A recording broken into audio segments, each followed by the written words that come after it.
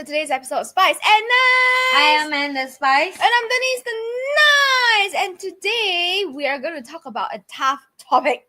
Oh my god. Tough topic for anybody who works with anybody else, which is whether you're in a team, you're leading a team, you're part of a team, you're working with a partner, or whatever, you will know what I'm talking about when we talk about balancing empathy and high standards, because we have high standards, but we are also warm people. Yeah. So how do you do that without okay, because recently I've been reading this book. I'm sure you've read it before. It's like the strategies of war. Yeah. Okay, and I know we are not at war, Singapore right now. We are not at war.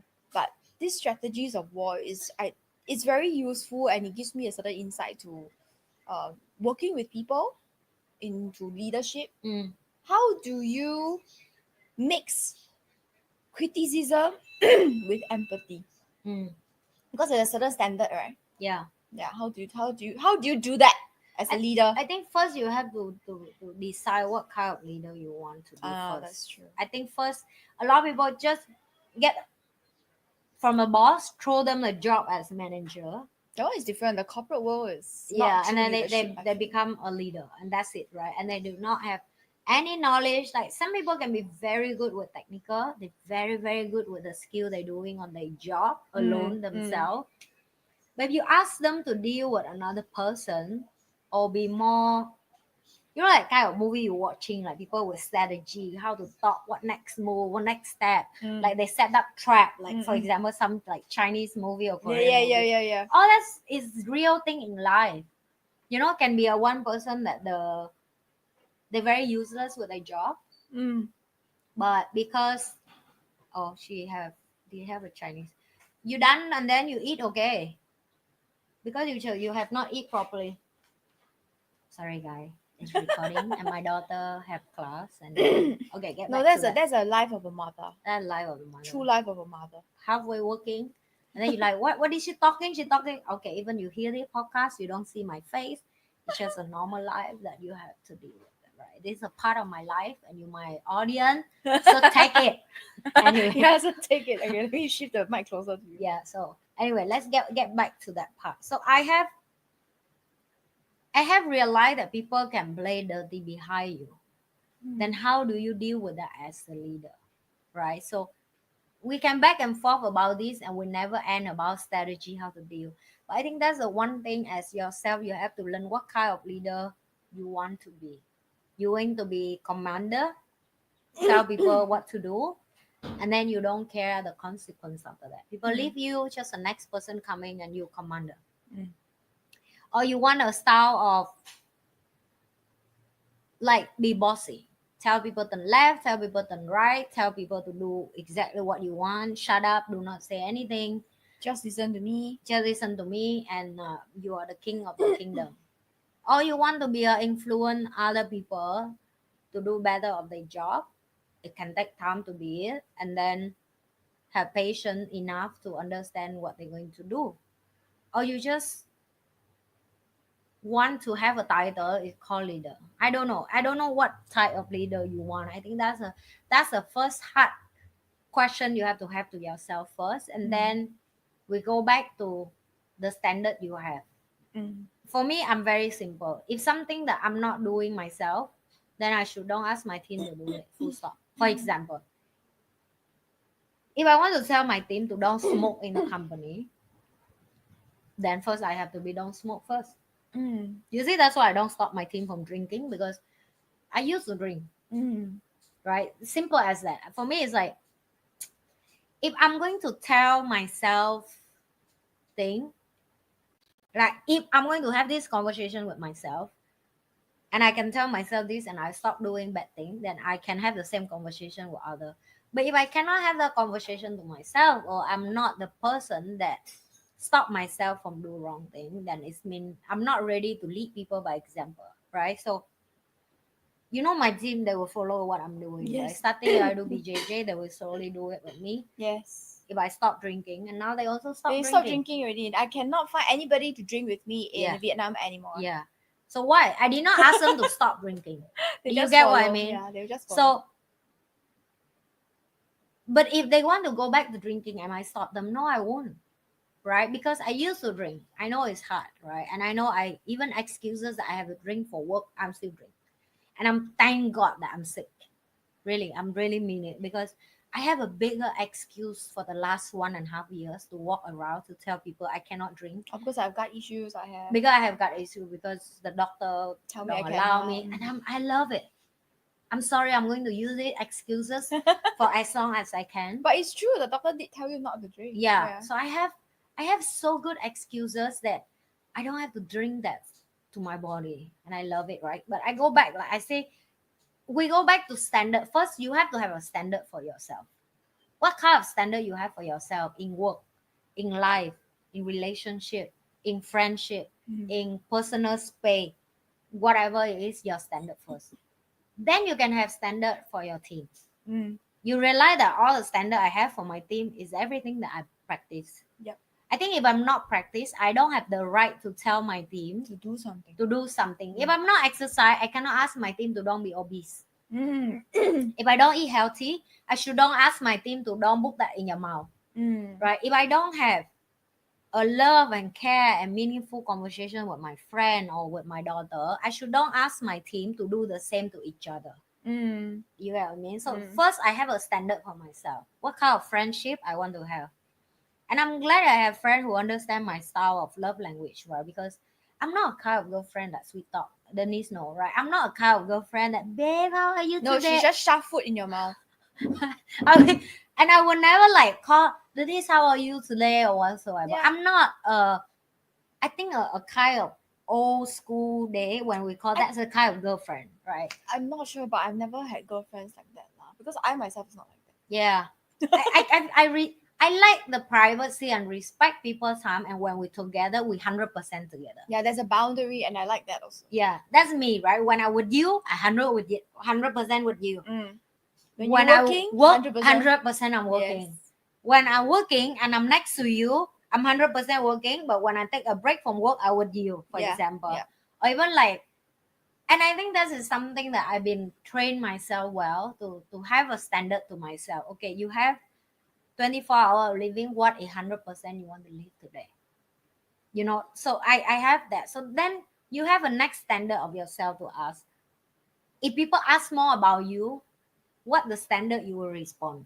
Because I think most of the time, and this joke I have, my team joke with me all the time. I say they always see the worst of me. Because in private they see the worst of me. Same like Denise will see me when I'm the most tired. When public see the most blooming, beautiful, high energy of me. Right? So if people next to you, they don't understand the standard of when to you have to stop, right? So when you meet people and you know you're tired and you burn out, then you have to tell them, this is my standard, this is all I can give for the room, this is what I can give for the class, this is all I can give for the company. And when you need to shut down, you need to shut down. Like Denise know, for the last 8 days, I've been very focused on my health. I told her, I say, after the event, come back Singapore, I will focus on my health. Biohacking. Like, yeah, like I'm eat healthy, I sleep properly, I don't take more project. And it's true, for the last 14 days, yeah, you still have to run there and here to do arrow, but it's not as busy as I have before the December, right? Before December is crazy. And I feel so much better. But the commitment I have standard to myself to say no to money, say no to more work, say no to, that's called standard. Because you can be addiction to working. Yeah, I am addiction to work. She's addicted to work, so it's difficult for her. Okay, so for everybody, is what you are what is difficult for you. Yeah, it's difficult for her to say no to work. It's difficult for me to say yes to commitment and responsibility. Yeah, so it's what you stick to it. Yeah, it's very hard for you to tell yourself don't work for 10 days and focus on your health. It's very hard for her. It's very easy for me. It's very hard for me. And I have been I'm not saying I'm not working, but I work less. You work a lot less than you can. Yeah, I work less than I can. I used to work more than that, but now I go to bed at 8 for the last 8 days because I will force myself to do it. Okay, I give a bit of context for people who don't know her yet. She's those kind that is thinking, I have 5 minutes before I go to sleep. what work can I do in 5 minutes? Can I complete and squeeze out in 5 minutes? This is how her brain works. So for her to tell herself that I must go to bed at 8 o'clock, I must take it easy, I must not take any more work, it's very difficult for her. She's like, but I can work until 10. Well, 2 hours I can do a lot of work. Why should I stop? This is for those people who don't know her yet. Okay, let me give you a bit of context. That's why she says it's difficult for her to not work. I have to keep myself active. I need to do something. Even I resting at home, you know what I do to kill my time? She not fully rest. She ran for 1 hour this morning. She did workout for 1 hour, another so it's 2 hours. And then I go to market and I buy things. And yesterday already I cook for Eva. I told her, I say, I have to go market early and I buy the fresh meat ever. So fresh that the supermarket just opened. The first thing the uncle book on the shelf I take, and then I marinate and I cook for you with love. That I can the food, like every step I do, And now is the best time to come to her house for food because she's the one that is like, because I have nothing else to do. I force myself not to work, so I must.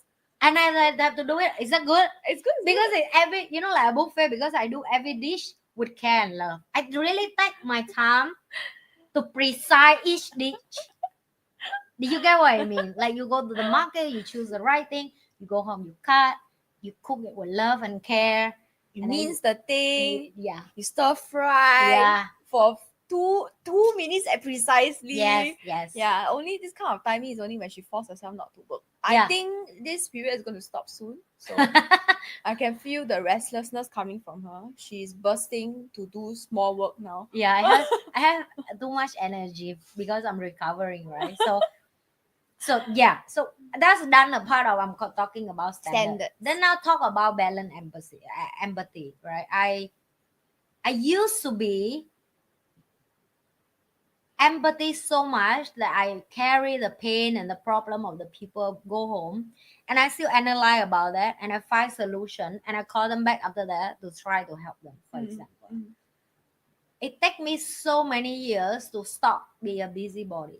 Really, it's so hard to make me become a stop being busybody, because sometimes people come to you to complain. Like when I'm younger and naive, I would think, oh, they share with me because they need solution, right? And I think, and also because I've have friends who right now that come to me, when they share with me something, I already understand that they're not looking for solution anymore.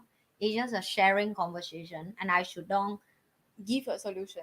Or like jumping to solve for them, right? It takes practice again. It takes practice too. So I realized that the same thing in work. You can have so I have very clear boundary with my team. That's why we go back to the empathy part, right? I told them, I say, and you are the one who frame everybody in your community, your team, your business, your friend, whatever, I don't know. I have this conversation with Denise before, and I'm sure she know. Like she very well know me by after 3 years of working with me or hang out with me or be my friend is. Or when she works, and when she like it. I think she's very good of knowing me in the like when do that and do what, right? And the same thing to my team. I would tell them, I love you as human being, but when we're working, work is work. We cannot talk about your family issue or my relationship issue yet. Let's make the work done. Let's run the event done, or whatever work that done as a company. Then we will have a conversation in the food. We eat together, we share, we chat, we laugh, we joke about each other life. How was your mom? How was your dad? And then they will talk to you. But you should not move that conversation when it's work time. When it work time. And I think as a leader, you have to be very clear, intentionally about that. Yet you can feel the emotional from your employee. Like today they're not well.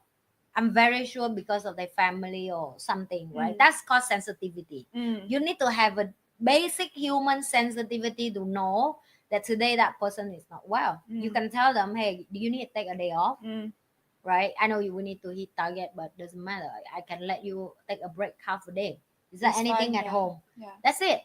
But I'm not going to go detail, or your children is sick. Oh yeah, I get it. I'm so sorry to hear. I'm not go to there.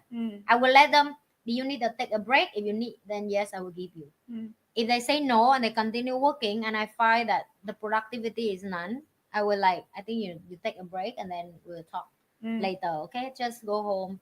Don't worry about that. The rest I will do it. And then I will do it. And when everything over, they sure will come and share with you. If you from day one train your team in certain way, they sure will after it get over, they will come and share with you. That's how healthy empathy balancing that I've been deal with me and my team, right? But the standard I have, I don't think I book anything above what I cannot do, then I don't book standard on my team. Yeah. I think I have grown also in the next thing that I call when I was young.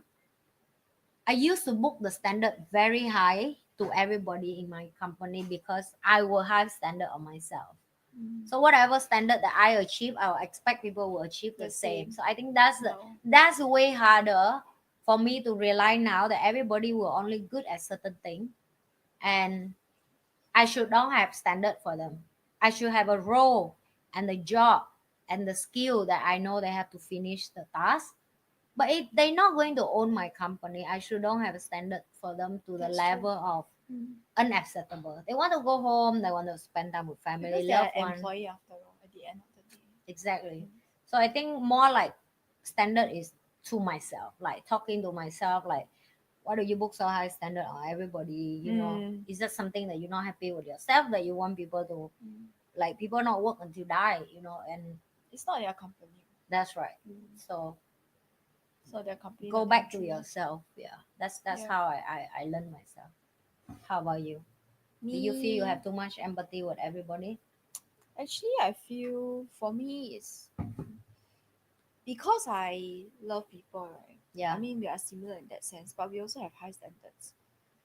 I think my high standards I need to, like you say, I need to keep for myself. Last time I would put them on other people, but now it doesn't work that way anymore lah, because everybody has a different view of life. Everything has a different everybody has a different priority, right? Yeah. And I think there's something that I read from the book about empathy and high standards is if because you lead by example, right? So when your team doesn't, they have come to realize that when you ask them to do something, it means that you have done it before or you are doing it now. Yeah. That's why you ask them to do it. And because of that, because in the corporate world, a lot of the times when the managers will ask us to stay late to do stuff. Yeah. But they will go home early themselves. Right? And that time as an employee, I was like, why as a leader you should be doing more. I Yeah. feel at least. Okay. In one way or another. Maybe not in the amount of hours left, but maybe in you fighting for the team against the management, because as a middle manager you're always stuck between, right? Yeah. Yeah. So I will feel very unbalanced. But now I realize that they're also just employees. They're That's just right. employees. They just a title, but they just employees. Yeah, they're just employees. I think that's the biggest issue with the corporate world. That's why it doesn't work. Because as an employee you see they're not doing that. Yeah. Why should I do what they're not doing? Yeah. Just because you tell me to. Because everybody go work somewhere, they look up for a leader. I think people leave because of people, No, because of this. Not yeah, everybody true. understand to train a leader is hard. It's It tough. costs money. And it costs a lot of time. Yeah. Effort, resources. But if you do it well, you will have a team that will follow you wherever you go. That's right. Yeah. And this is the team that I feel that you have built that is very good for between balancing empathy and high standards, because I know and you are quite a warm person. Yeah. Privately. But when it comes to work, she is very, you can even call her slave driver. Some people, I'm sure some people have called you that already. Yeah, a lot of people think that. Yeah. But work is work. Work is work, play is play. But for me, it's the same. So work is work, play is play. But also people don't realize that when I let my team dress and break, right? They don't see it. Yes, correct. You see, yeah, I don't do give it privately. Yeah. You look at me, bring my team to don't know where for holiday. Look at me, bring them for good food. This is all very private. Yeah. So so people don't see. You see, but then again, how should I put it? When you balance empathy and standards, right? There was something I want to say, but I forgot. Okay, never mind. It will come to me later when it comes to me. There was something I wanted to say twice, the same thing. Then it came to me. Then after I forget already. I need to It's fast. about my team. I need to fast more. About in front. Recently, my brain is not working very well. Okay, I realize. Sign to say that. So, okay, now I will not empathy. Maybe I should ask you to fast with me. You know what I mean? No, but I fasting already. Yeah. Yeah. Is The it next level is hardcore like me. yeah, the next level is hardcore like her. Okay, I remember what I wanted to say just now about the balancing empathy and high standards already. Yeah. It's when you say work is work and personal time is personal time. That's how you separate it, right? Yeah. But I think a lot of leaders, because emotionally wise, there is very little or still needs a bit more work done in terms of emotional mastery from the leader themselves, because for you to put your own personal emotions aside when it's work time, it also requires work on yourself. Does it make sense? That's Because some people, some leaders or some managers, they will say work is work, play is play. Yeah. But because they themselves, their emotion is mixed together, Yeah. when they work, when they play, the emotion is still mixed together. Yeah. So it sends mixed signals to the team. Yeah. That was what I wanted to say. Okay, good. Because they say one thing but they can't do it. So now the team, you have to chop. Okay, thank you very much. That's it for today. Yeah, please remember to like, share, and subscribe. I am Amanda Spice. And I'm Denise and we will see you at the next one. Thanks, team. That's the conclusion of today. How Don't to forget spell to it? like, share, and subscribe. You are? I am Amanda Spice. And the stubborn one. I am Denise the nice. We will see you guys in the next episode. Bye.